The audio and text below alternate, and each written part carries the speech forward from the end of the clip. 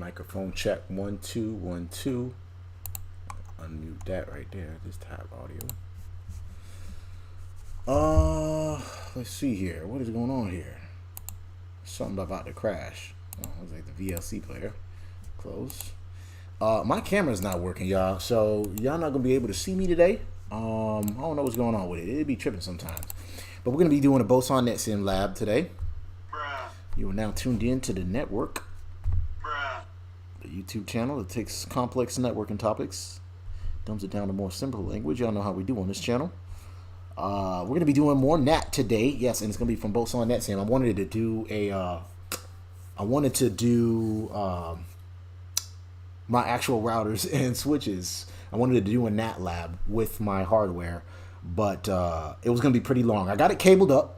But I still have to do the IP addressing and set up the routing on it and stuff like that. And I was like, you know what? This is what I love. One of the reasons why I love Boson Netsim. You ain't got to do all this, right? This is a simulator, so we could just jump into whatever topic we want, right? Today, obviously, we're going to be doing NAT. All these green check marks are the ones that I've streamed. Yes, I've done most of them. The good folks at Boson Netsim gave me a free copy of this application to kind of, demonstrate on my channel. And I'm working on getting a coupon code, so that way if you guys want to get a copy of this application, you'll get like, I don't know, 10% off or 15% off or something like that. I've been working with their marketing department about that. What was we going to do today? Yesterday we did the many to one NAT lab. Today we're going to do network address translation 1, that one right there. Isn't that one? Is that the one?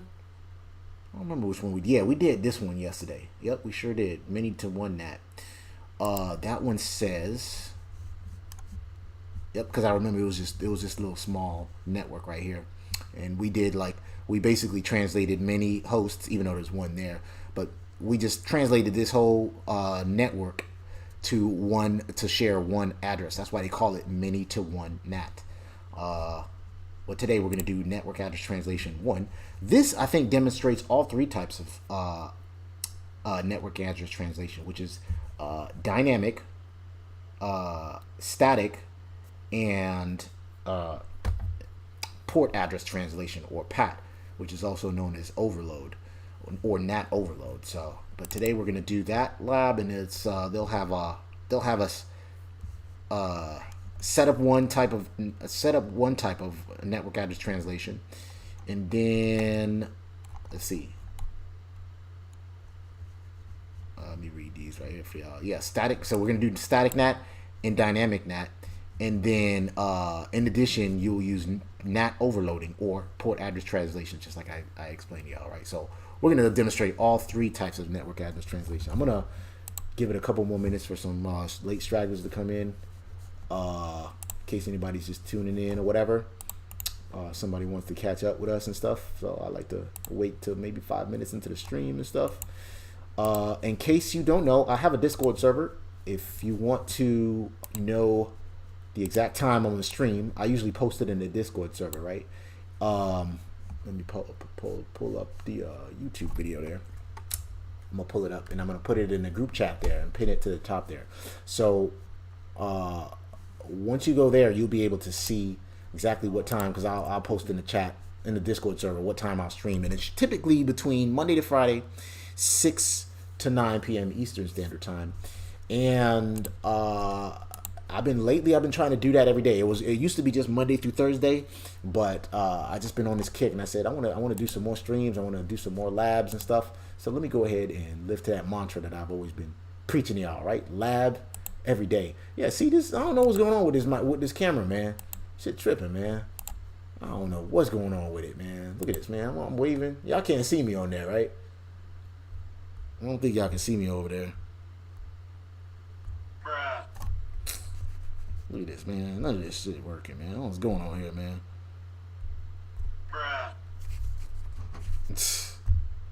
Come on now, dog. Come. The media volume going on here. Let me put all this up. Come on now, dog. Come on, man. I like little Boosie there, man. Anyway, let me we're gonna get it going in just a second here, y'all. Let me just put in a group chat for the Discord server in case you guys want to join it. Y'all kind of quiet tonight. I don't know who in tonight, man. Y'all let me know. Tomorrow, I'm gonna definitely get the Nat Lab with my hardware going. Tomorrow, we're definitely gonna do that. I have a bit more free time on my hand. Daughter's going back to mom. I'm probably gonna take out my mom for Mother's Day. Y'all make sure y'all get some stuff for your mom. It's Mother's Day tomorrow. And shout out to all the moms out there, right? That is the chat, the Discord server invite right there on the chat right there. Nope, can't see you, bro. Yeah, I know, man.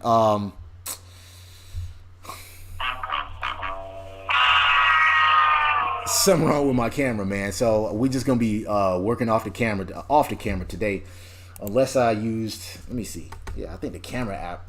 Yeah, see, look, something with it. I don't know what's going on. I can't even use the regular camera right here, reserved by another app. I don't feel like trying to fix all of that right now. It is Streamlabs that's using it, but I don't know why it's just not. I don't know why it's just not working, man. I don't know what's going on with it. Let me see. Yep. I don't know what's going on with video capture app. Yeah, man.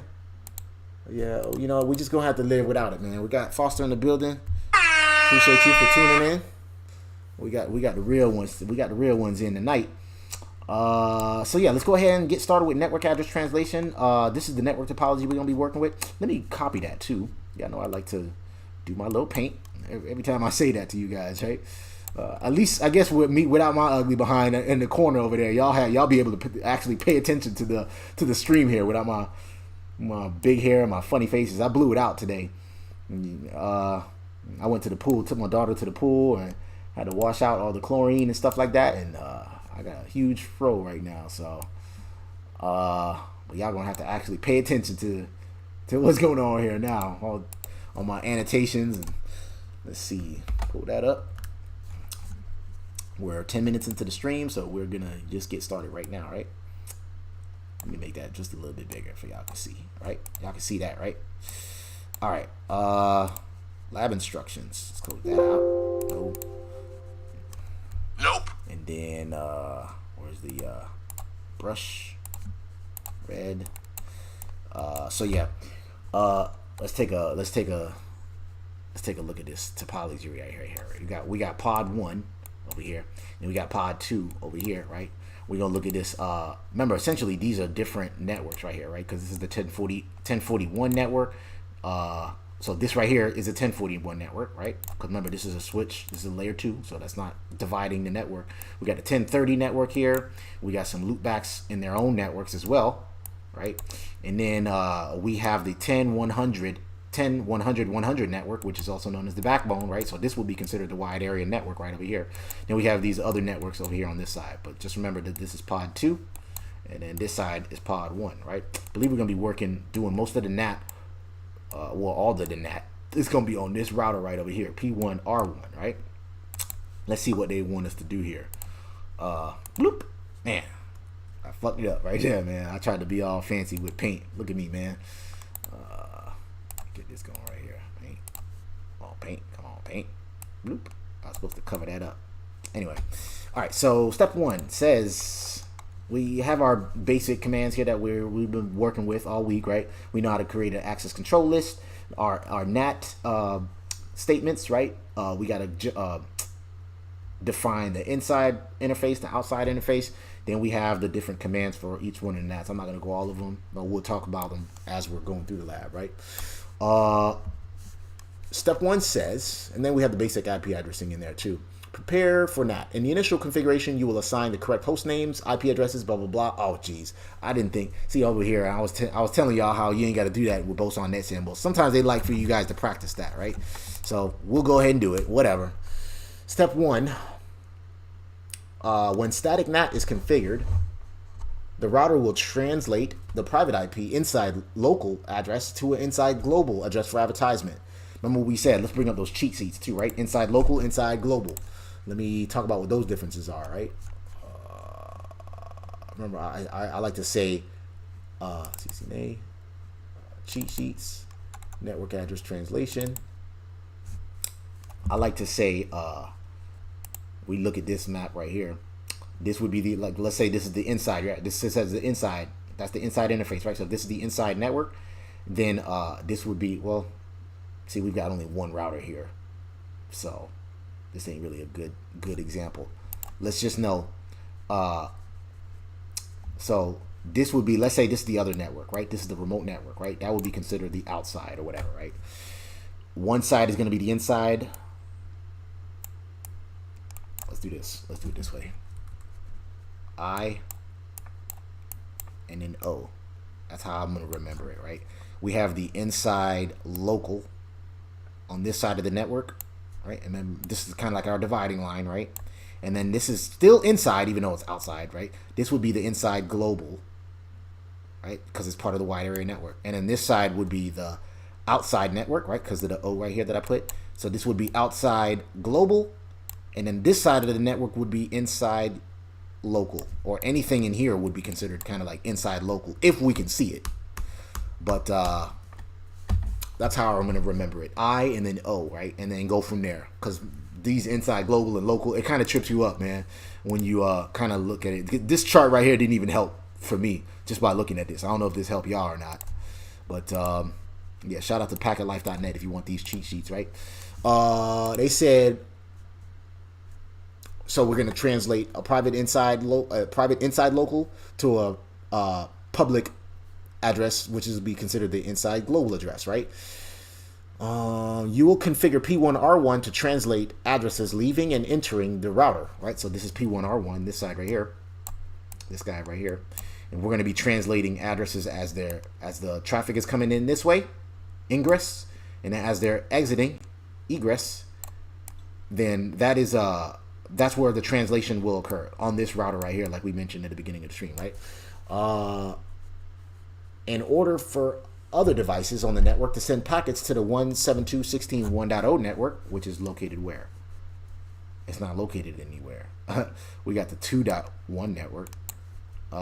We might have to put the 1.0 network. I think that's what they're going to have us do. An interface must be configured for the address to be advertised. Yep, just like what they said. I don't have a duh for y'all. You stupid. On P1 R1, change the loopback 0 IP address to 172.16.1.1, right? So we need to put a loopback on this guy right here. They said to change the address, but let's see what he's got. He's over here. He's located right here. Let me zoom out some so y'all can see, right? That's the topology we're going to be working with. Move this bad boy. Y'all got any questions so far? We got Creed 9 in the building. Appreciate you for tuning in. What's up? How you doing? We just getting started with this Nat Lab on Boson Netsim. The password, I believe, is Cisco, right? And we're in here. Let's show IP interface brief. See what loopbacks we have on here. There is none. They said to change it to 172.16.1.0. Well, there's not one on here, so we'll have to configure it. We go to global config mode, interface loopback. Oops, loopback 0. Turned up automatically. IP address was, they said 172.16.2.1. I'm sorry, 1.1, 1.1, and then the subnet mask is /24, which is 255.255.255.0, right? We do a show IP interface brief, and we see we configured them right here. So now we have something in the 172.16.1.0 network. On P1 R1, configure RIP version 2 to route for the new network. So now we have the 172.16.1.0 network on this guy right here. But this router doesn't know about that network. How are we going to be able to, how are they going to be able to, well, I think he does know about it, but we'll need to advertise that loopback, which sits on here, 172.16.1.0. We need to advertise it this way, and then we also need to advertise it that way, so everybody else kind of know about it, even though I think he's directly connected. We'll see. Let's just see what he knows about first. Let's see. I'm going to go on router P2 R1 to see what he know about. Cisco, right? Show IP interface brief. Does he know about 172.16.1.0? We got to do show IP route to do that. He does not. See? He does not know about the 16.1.0 network. He knows about the 2.0, which is obviously it's on him, the loopback that's on there. But he don't know about the 172.16.1.0 that we configured on this router right here. We need to advertise it, right? Let's go to P1 R1 and do that with RIP, right? Our favorite routing protocol, right? Nope. I have yet to see it on the live network. Professor Blackops in the building. He's been in the IT field for about 30 years. Professor Blackops, have you seen RIP, or Routing Information Protocol, on any networks that you've worked with in your long and tenured career over there? Router RIP is how we get into router config mode, right? And then we say network. We want to advertise the 172.16.1.0 network. They also said to make it version 2. Right? What's the difference between version 1 and version 2 for RIP? Does anybody know? Anybody? A few moments later. I think 1 is classless and 1 is class full.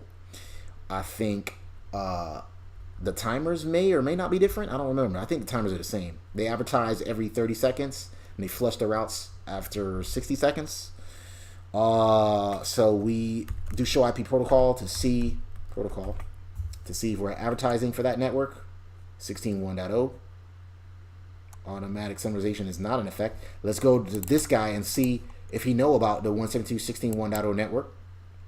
Anybody? If you want to Google it, that's cool. That way you make yourself look smart over there. Go to global config mode. I meant show IP route. We learned about the 1.0 network via R, which is what? Routing Information Protocol. Foster said authentication. Hi all, we got Kurt Wise in the building. Appreciate you for tuning in. We got Sean Mitchell in the building. He said, yeah, classless. Yes, I think that's one of the main differences. One is classless, one is class full. What else? Authentication? That's a good question. I don't know. I really don't know. I'm not going to pretend I do know. Let's go on there and see if there's any authentication options, though. Question mark. I don't see anything that looks like. Yes, key management. So it looks like you can do that with RIP. Is that RIP? I don't even know. Yeah, no, I got to go into, what am I doing? Router RIP. And then we have, we can put passive interfaces, default information, network. I don't see anything that got to do with authentication. I don't know. We can pull up a chart soon. As a matter of fact, let's see if packetlife.net has some cheat sheets for that. I see common ports. I see OSPF, RIP. Here we go. Shout out to packetlife.net, man, for these cheat sheets, man. All right, so version 1, they all support, 1 and 2 support IPv4. I don't know why they didn't just call it version 3, but no, they wanted to call it RIP-NG, which stands for next generation. That supports IPv6 apparently. The administrative distance for all of them is 120. They're all using the same UDP port number 520 except for RIP-NG that uses 521. And classless and class full, which is what I just mentioned. So this was the only one I knew the difference of, man. You stupid. The advertising address, they do a broadcast, so everybody gets a routing update, man. Another one. RIP version 2 uses this multicast address. RIP-NG uses that multicast address. And yes, Foster, you was correct. One does authentication and the other one doesn't. And apparently RIP version 2 is the only one that does authentication. The other two don't. So What? I don't know why. Wait, what? Why the new version, RIP-NG, next generation, doesn't have authentication, but whatever. Shout out to packetlife.net for those. So we configured RIP version 2 to route for the new network on P1 R1. Ping P2 R1s Loopback Serial Interface to verify connectivity. So basically what they want us to do is, from this router right here, this router right here, they want us to basically ping the loopback that's on this router right over here, which is 172.16.2.1. So let's go ahead and do that. Go back to this guy. I'm already on there. You stupid. Ping 172.16.2.1. Press enter. We got a reply. That's good. That's good. So it does work. The ping should be successful. So we're preparing for NAT here. Configure static NAT. Which, by the way, we're going to do task 2 is configuring static NAT. There's several steps to do that. Then task 3 is dynamic NAT, and then task 4 is NAT overloading, port address translation, right? So we're doing all 3 types of address translation. Let's go ahead and let me go ahead and hurry up here, right? So configure P1 R1s Serial Interface as an inside NAT interface. So remember we said we're gonna have an outside and inside interface, right? So this guy's gonna be inside, that guy's gonna be outside, right? Y'all with me so far? Let me go ahead and do that. Global config node. Jeez, come on, man. I'm glad that No! God, please, no! No! No! IP address. No! That they turned off the no IP domain lookup feature in the base config, so we ain't gotta worry about that. The way we do that, not IP address, I'm so used to that. IP NAT inside is how we define the inside interface, and obviously NAT outside is for the other one. What's the other out interface? Is that FA00?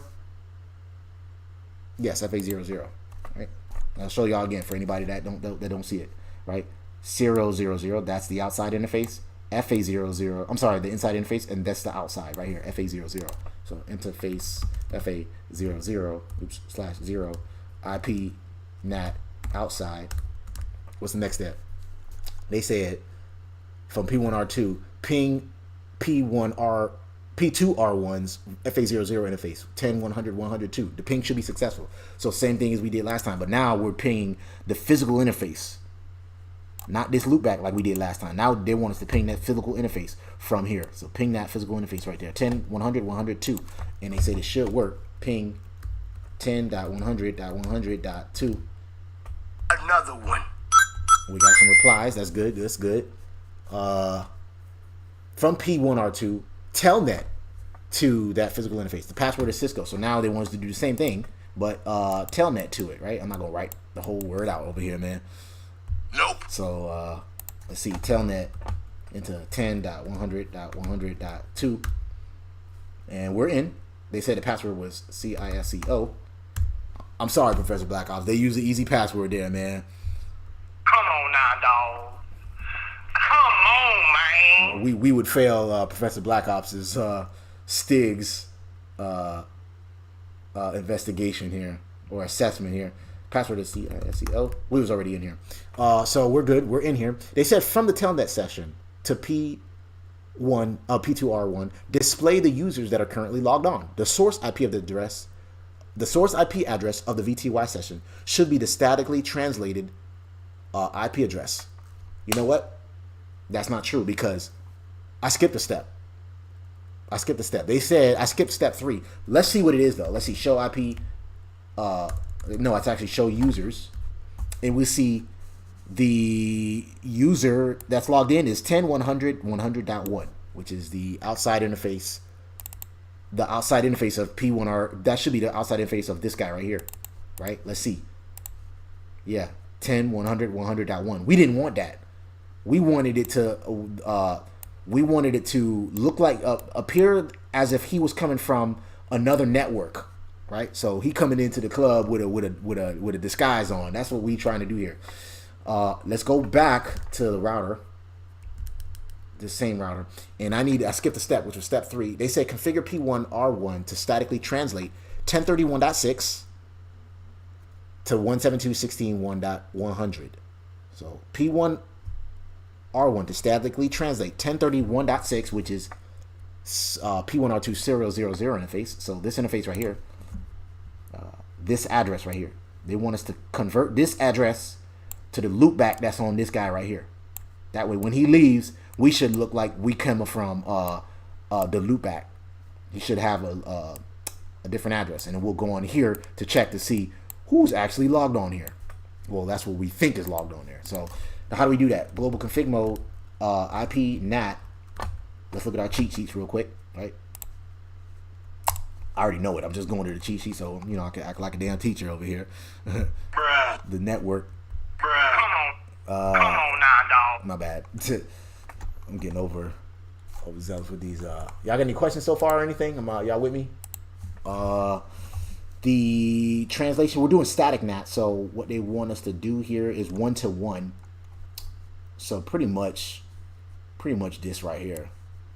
I don't think they said anything about overloading or anything. So IP NAT inside source static. Basically, what we saying is, because they ain't tell us to do, we ain't got to do no access control list or nothing like that. Nope, we ain't got to do that. So it's basically a one-to-one mapping. IP NAT inside source. What's the source address? Well, we just got to do static first. Then we do, what's the inside local IP? The inside local IP was this guy right over here, 1031.6, right? So, come on, man. 10.30.1.6. And then right here, after that, they asked for the inside global IP address, which was what? They said to translate it to, oh, man, there's too many damn windows here, man. Shit. Where's that? I said this address right here is what we want to translate it to. So we translating this address to that address, and that way when you get on here, it looked like it's coming from the loopback. So my bad, not that address. So from this address to the loopback, we want to make it look like we coming from the loopback and not this physical interface, right? Now the loopback is it's virtual. Remember, it's a virtual IP. It's a virtual interface. So the virtual interface was 172.16.1.100. Was that the virtual interface? Oh no, it wasn't 100. The virtual interface was 1.1. I don't remember what 1.100 is. No, that's just an address they wanted us to translate it to. That's all. That was just the address they wanted to translate it to. We don't have to do overload. I don't think you can do overload with that, with static, because it's a one-to-one mapping, right? Which is not, this method is not used very often in the real world, because like I said, it defeats the purpose of NAT. You translate one address to another. We still wasting IP addresses space here, man.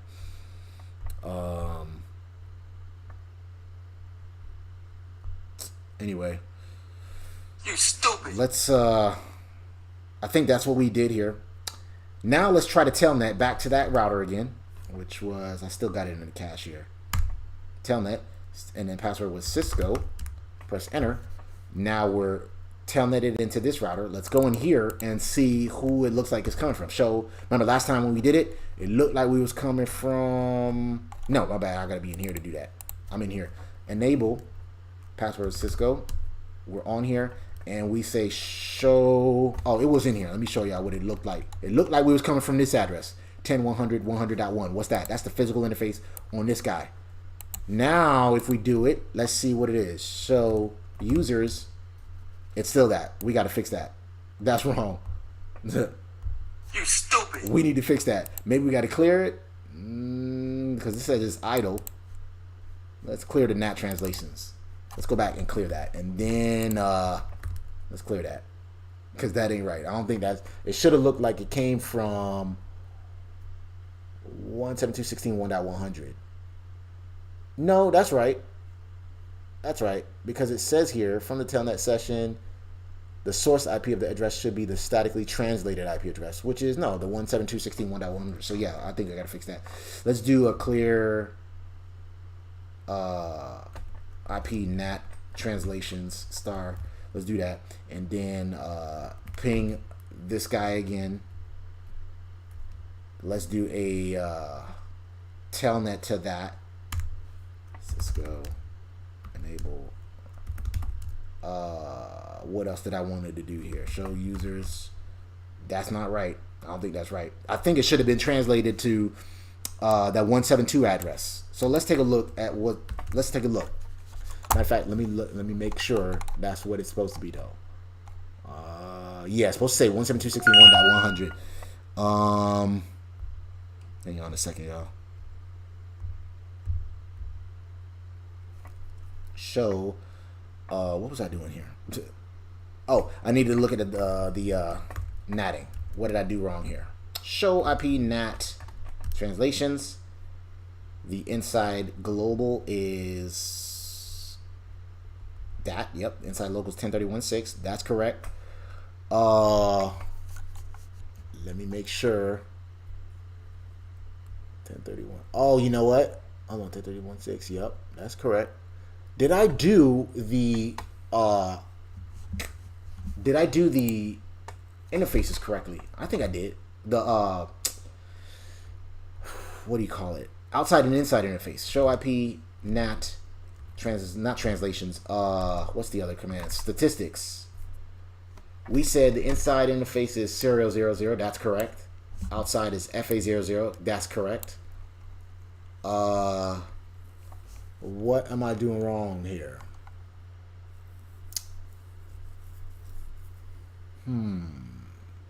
I think it's let me see. Let me take a look on my rip command. Let me make sure. I don't think that's what's causing that though. Show IP, show run. Let's take a look at what my rip configurations look like. 61.0, yeah, that's correct. That's all good. Version 2. We're doing both networks here. The loopback was 16.1.1, right? Yes, it is.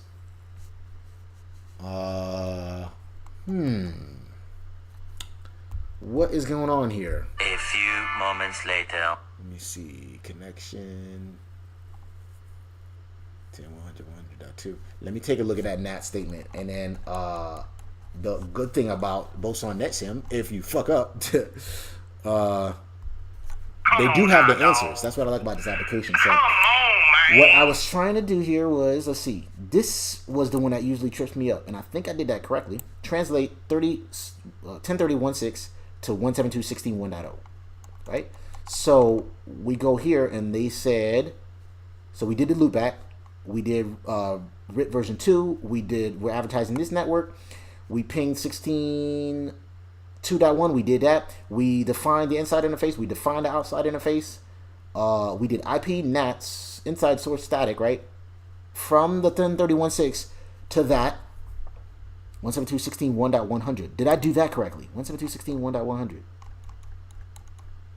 Let me take a look at, let's see, show run. Let's see. What do we do? Yep, inside source 1036, 172.16.1.100. Yep, that's exactly what I did. So, I pinged for that to be successful. And then we did this, right? This is what I should have seen. I should have seen this and not that 10.100 address. So that's what's confusing me here. Maybe we got to do this. No, not IP summary. Anybody think they know what's wrong here? What am I doing wrong here? Because let me go back here and try that again. Let's ping. Bring that back. Bring that ass back. Ping. What was that address? It was 10.100.100.2. Yeah, because they said to ping that, and then they said to telnet that to that 10.100.100.2, and then they said to telnet to it 10.100.100.2, and then password with Cisco enable, and then password with Cisco as well. Show what users. That ain't right. That's not supposed to say that, man. What is going on here?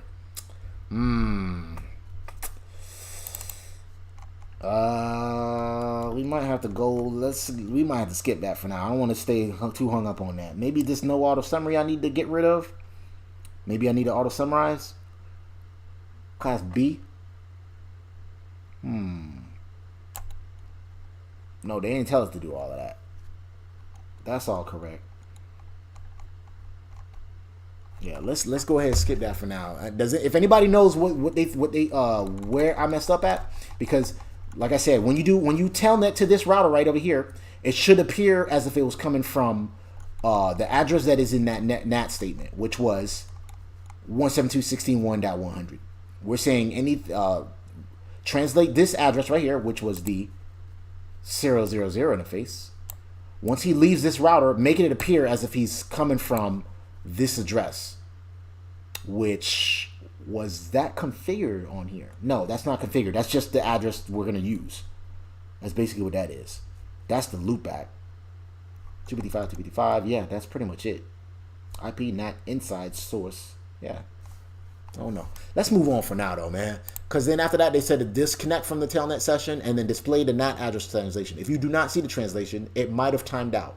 In this case, refresh the NAT table by pinging and then display the NAT table again. So I already did that. I also cleared the NAT table. They didn't tell me to do that. And let's see. No, there's no NAT translation on here. Right now, show IP NAT. Show NAT. Show IP NAT translations. There ain't no NAT translations on this guy. So I need to exit the telnet session, come back over here, and then show the translation. So we do show IP NAT translations, and we have this is as the inside global address. So that's what it should have been right there. Inside global, which is out here. And then that's what it should have been. So I don't know, man. Let's skip that for now. Task 3, configure dynamic NAT, which is a little bit more difficult than this. So You stupid. it's all good, man. On P1 R1, remove the static NAT statement and clear the NAT table. You mean you remove the one that didn't work at all? It's in the cache here, so let's just get rid of it. Control right 16.1.100. Let me just check that one more time because I ain't gonna be able to sleep tonight. 16.1.100. Yeah, we sure enough did that correctly, man. 1030 1.6. They said 1030 1.6. Yep, they sure did. So I don't know. Let's get rid of that. No. And then they said create a NAT pool named Big Pool with a single address of 172.16.1.100. How we do a NAT pool? It's just IP NAT pool, and then the name of the pool, which they said was what? Big. Oops. Oh, don't crash on me, Boson. Big pool. You see how this disappeared up here? This computer's all messing up, man. There should be a menu up here, but it just disappeared. Sometimes, man, Boson, y'all killing me over there, man. After Big Pool, they said the starting address was 172.16.1.100. The ending address, well, they said for this pool to just use one address. You would think we could just leave it this as is and say, hey, this is the only address I'm going to use. No, you actually have to put in an ending address, which is actually going to be the same exact thing. That's how you do this. So 172.16.1.100, right? It used to trip me up. I used to leave that last part out and be like, well, I only need to use one address. Why do I need to type it again? Oh, it's a range, starting and ending. That's why. After that, we have to specify the net mask, which in this case was /24, which is 255.255.255.0. We question mark for context sensitive help. You see there's nothing else to do here, right? So carriage return. We press enter. That's our pool. After that, it says create a standard ACL that will permit all hosts in the 1030 1.0 network. Where is that? 1030 1.0 network is, and hopefully this shit work, right? It's this over here on the left hand side, right? This is the 1030 1.0 network. So permit anybody that comes from this network to go through this ACL here, right? How do we do that? We know how to do standard lists. At least we know how to do that, right? IP access list standard. They said to number it. What's the number? It's going to be 1. We do that. We're in numbered access control list, standard numbered access control list configuration mode. There's so many sub configuration modes. And then we're going to say we're going to permit the what network? 10.30.1, oops, 30, Fat Finger Squad in the building, 1.0/24 subnet, but we don't work with subnet masks with access controllers. We work with wildcard masks. So in this case, it's 000.255. Do we want to log matches against this entry? We could if we wanted to, but they ain't asked for all of that, right? Let's press enter right here. Get out of this. That's our access control list. Let's show our work with what? Show IP access list. And we say, yeah, we're going to match anything that comes out of this network to permit it. Next step was to which interface is configured as the inside NAT interface. Well, we said that this interface was, we said this interface, that's the inside, and this one is the outside. That was the next question. After that, they said from P1 R2, this router right here, P1 R2, this router, they said from that router, P1 R2, telnet to FA00 interface and log in. So now they want us to telnet to this router from here, from this router, right? And hopefully the damn shit worked, because the first NAT statement don't look like it worked, right? Let's go to P1 R2. You stupid. And then let's see. Enable password was Cisco. They said to telnet to, what was the address? Well, first they said to ping it first. Let's say we can ping it first. 10.100.100.2. That don't look like it's working. Nope. Nope. Do we have any matches? Let's see. Let's go to P1 R1. We definitely messed something up here. There's no matches at all. 1031.0 network. Yes.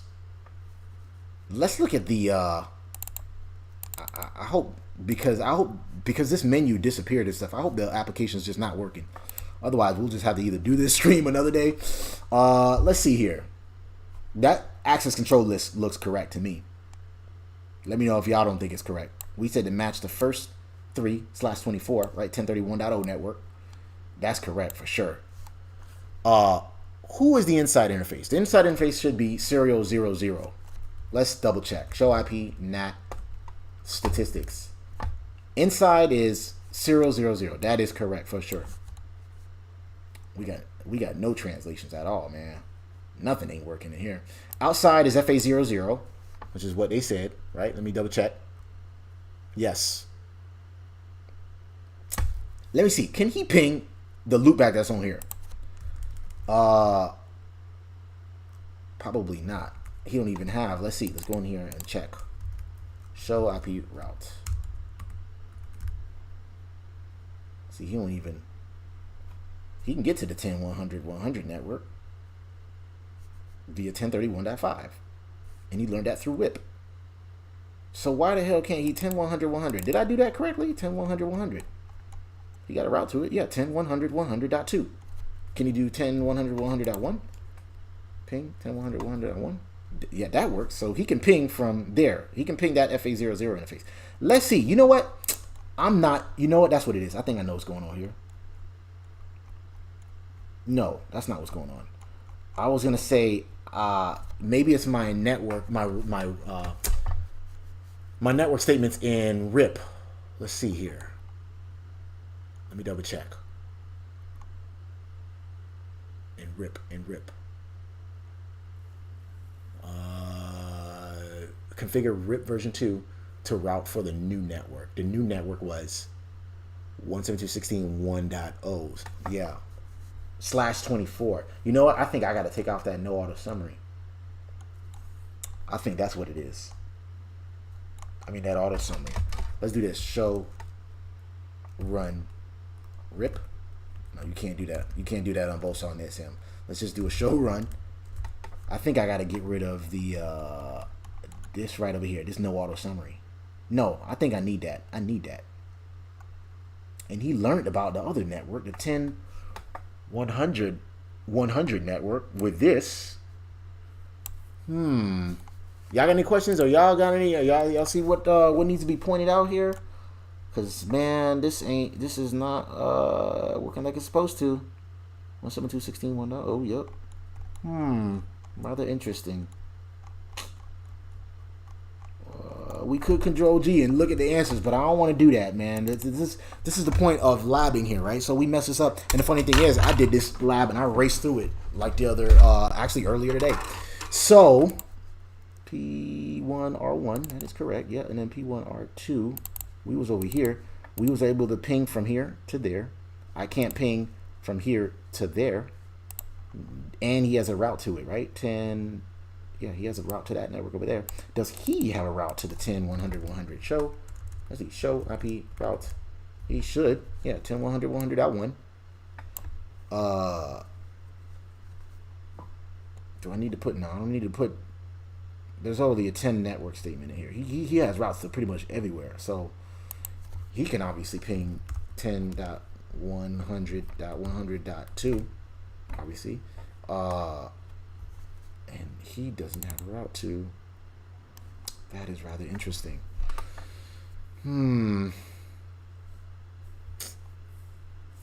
What is going on here? We're going towards the end of toward the end of the stream here. You guys see what's going on here? What is going on here? Totally fudged up. 10,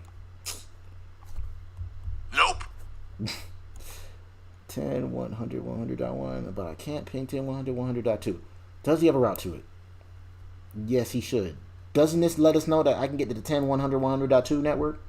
Right here? Y'all let me know if that's not correct.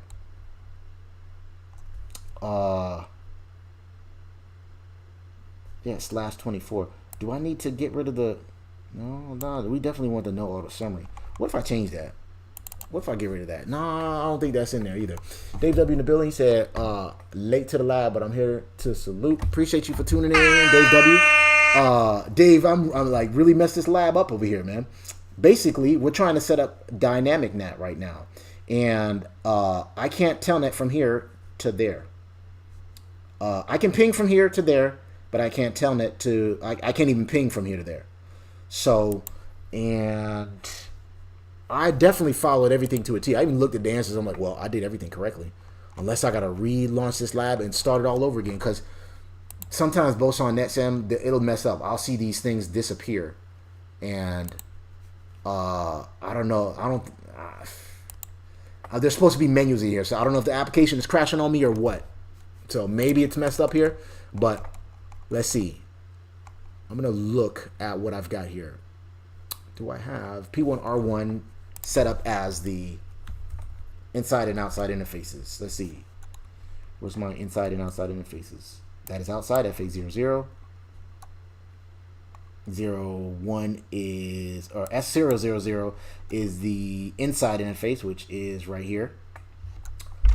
And then my NAT statement, which was IP NAT pool, big pool, and then we said the pool is just one address. 172.16.1.100. We have this network, access control list that's going to permit the 1030 network, which sits back here, to go through. What else? What else am I missing here, y'all? I'm advertising for the 172.16.0.0 net. 0.0 network.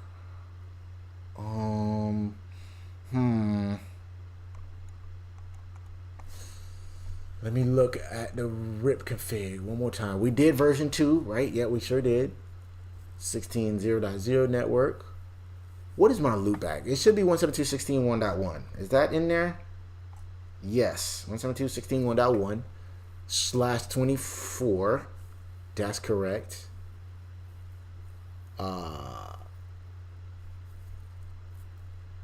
It can't, you know what? I'm gonna relaunch this lab. That's what I'm gonna do, y'all. Maybe this application fucked up because I can't even get to the menus over here. I doubt that's the case. Who knows? But this application kind of messes up sometimes. And y'all can see, if you don't believe me, to rewind it, then you'll see that this menu disappeared. And let me see. Yeah, the menu like disappeared over here. You should be able. There should be like drop down menu. So I don't know if the application's crashing on me or what. Can I ping 172.16.2.1? So we said the list pointing to the pool. You said the list pointing to the pool. Oh, that's what I'm missing. That is correct. Let's see. You're right. That is what it is. Exactly. Shout out to Foster coming through in the clutch with that one. That's what I'm missing. I got the pool, but I didn't tie anything to it. I got the access control list. I got the pool, but I also have to tie the access control list to the pool. To the pool, basically. So, yeah, that's exactly what we're missing. Let's go and do that. Go to global config mode.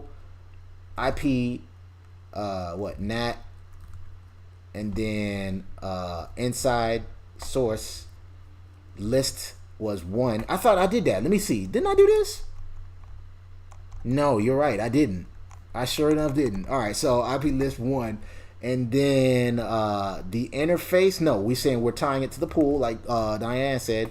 And then the name of the pool was what? Big pool. And then, do we need to put the overload? They ain't saying nothing about overload, but let's do it anyway. And then let's see if we can ping an Intelnet from there. We can ping 10.100.1. We knew that, right? Can we ping 10.100.2 now? Foster, man, I need you to tune in every day on these streams, man, because you always be coming through in the clutch. How did I forget that, man? Maybe because it's me trying to teach y'all and do this at the same time. I'm like blaming the application over here, like, man, this shit ain't working. Nah, you just. You stupid. I'm just doing too much here, man. I gotta unlock the door in a second for somebody coming in because I'm trying to stream and do this at the same time. All right, so shout out to Foster for that one. That's what I forgot, man. All right, and then what else they wanted us to do? They wanted us to telnet to that location. So now we was able to ping this. Now we need to telnet from there to there. Let's do that. From here to there. Telnet from there to there. Come on, man. Come on, man. Come on now, dog. Come on, man. Okay, now we telnet to there. Password was CISCO. Enable password was that as well. So much for security, right? And we're in there. So now what they wanted us to do, they said, shout out to the guest. That was a guess? No, man, you knew exactly what I was missing. You sat there and waited like, this motherfucker, they ain't even tie up the damn pool to the access control list, man. I mean, to the NAT statement. Now I'm just messing with you. So we telnetted in there. They said, display the users when we do that. Now we're in here, display the users, show IP users. I'm sorry, show IP users. Show users, and we have one user coming from the 172.16.100. So this is what happened here, right? When we telnetted, if that's a word, right? I was teaching my daughter about verbs and adjectives and shit, and I'm over here talking about telnetted. We telnetted it from here to here. As he's exiting out of this physical interface, 10.100.100.1. But when he's exiting, we masqueraded it with the IP address that came from the pool, which was what? 172.16.1.100, which is this right here. That's why it looked like it's coming from that address, when in actuality, he's actually coming from this address right here. But with that NAT statement that Foster reminded us to do, this one right here, no, it's over here. It's on that one. We said to appear as if you're coming from this address over here. And that's what this network statement, NAT statement does. I can't believe I forgot that, man. Did they remind me to do that? Let me see. Pings to be successful. Statically translate this to this. No, they don't. Oh, wait. Actually, let me see. Figure there's a pool. Yes, they did. I skipped it. It was step 4. I skipped that step. So, yeah, man. Oh my God! But it works now. So that's the point. So shout out to Foster for pointing that one out. Like I said, I'm doing too much right now. I'm doing the most. On P1 R1, display the NAT table. So we go back to this guy right here. Look at the NAT table. Show IP NAT Translations. There's nothing in there. Why? Because they time out, right? So we need to ping or telnet once again for it to show up on there. Let me exit out of this, right? Exit out of this. And then try to ping. Am I there? Yeah. Enable Cisco. Ping 10.100.100.2.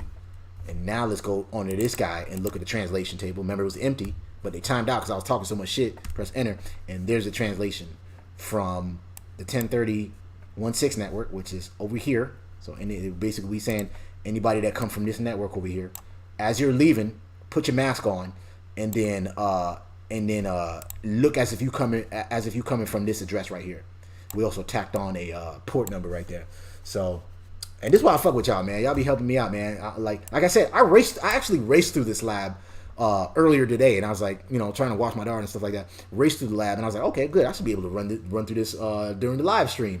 But like I said, just trying to teach, and I got these monitors going, and I know I'm making excuses and stuff like that. But to do all of this at the same time, it's kind of difficult. So anyway, what was the next step? I think that was pretty much it for that. Disconnect the telnet session, display the NAT table, which we just did. Can you identify the inside local address? We did with the NAT table. Where's he at? That's the inside local address. And then that's the inside global address. right? And then what is the inside global address associated with P1 R2, which we just did already. All right, task 4. This is the final task.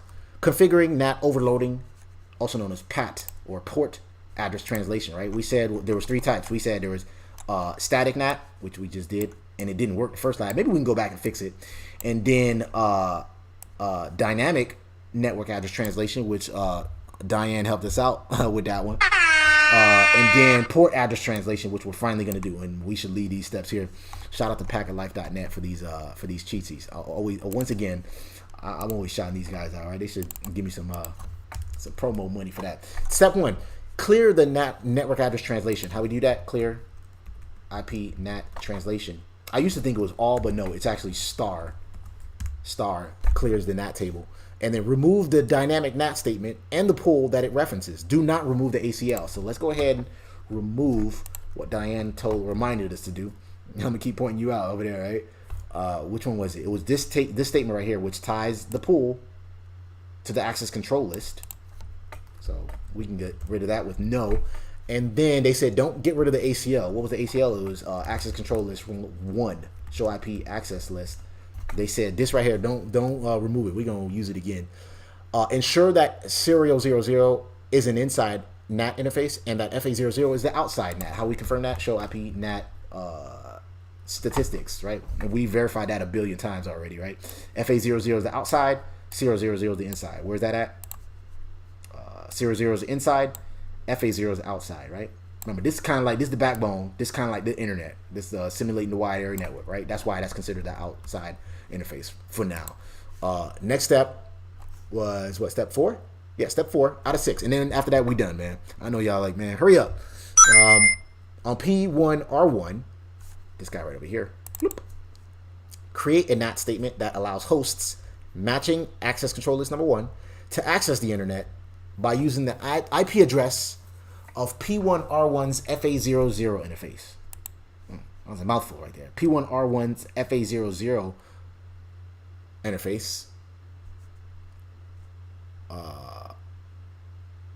P1 R1's FA00 interface. So they said allow hosts to access the internet using this IP address. So as their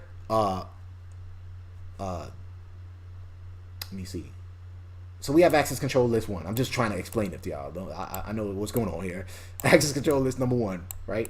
That we put on here, right? So he's kind of like the bouncer. Anyway, which says anybody from this network, go ahead and let them through, right? That's what this says right here. Access control list number 1. This is a regular access control list. Permit anybody from that network. Now, what we're saying is, as you're leaving the internet, or as you're leaving this interface right here, this egress interface, go ahead. We ain't got to masquerade it. Just use this IP address.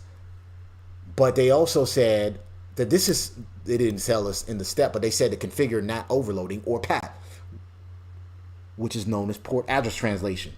And the way we do that is with, get rid of this RIP statement here. Professor Black Ops in the building anymore? He didn't let us know whether he's seen port address translation. RIP on the in the network.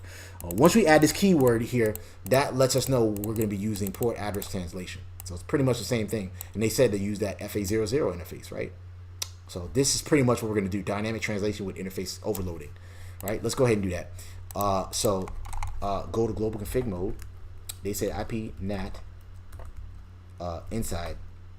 What was it? Source, and then the list was the access control list we're referencing. It was number 1, and then after that they said they use the interface. What interface? They said this interface right here, FA00, right? That interface right over here. This is the final task right here, right? So FA00, use that IP address, and then the overload keyword, which overloads an address translation. Press enter. Let's take a look at our work with show IP NAT statistics. And then we'll see we have nothing just yet, but as soon as we send some traffic over, we should see some matches, right?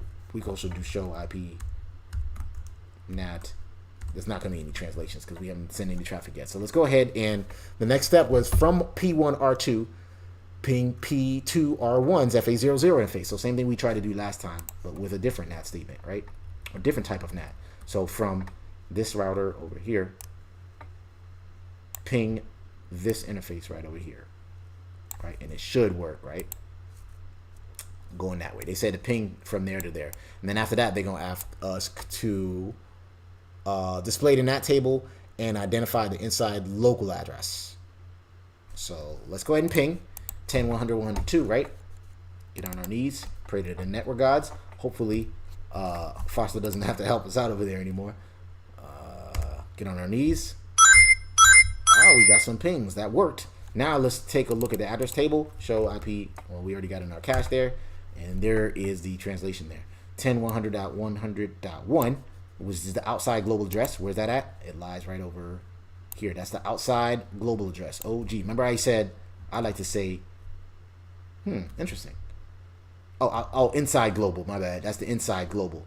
And then, let me widen this out so we can see everything, right? Inside global address. 10.100.100.1. That's the inside. Remember I said that I. This will be the I device. This is the O device outside. This is the inside global, right? Because it's on the internet. Or not on the internet, but the wide area network. And then the inside local address is 10.31.6, which is what? 10.31.6. But we also appended a port number to the end of it. It's usually a random number, right? And then the outside local, right? Because I put it out O for here. Outside local should be this. No. It should be the same as this. 10.100.102, because we don't know what's on this side of the network with the translation and stuff. There's no translation being done there, which is why the outside local and global is the same IP address. Woo!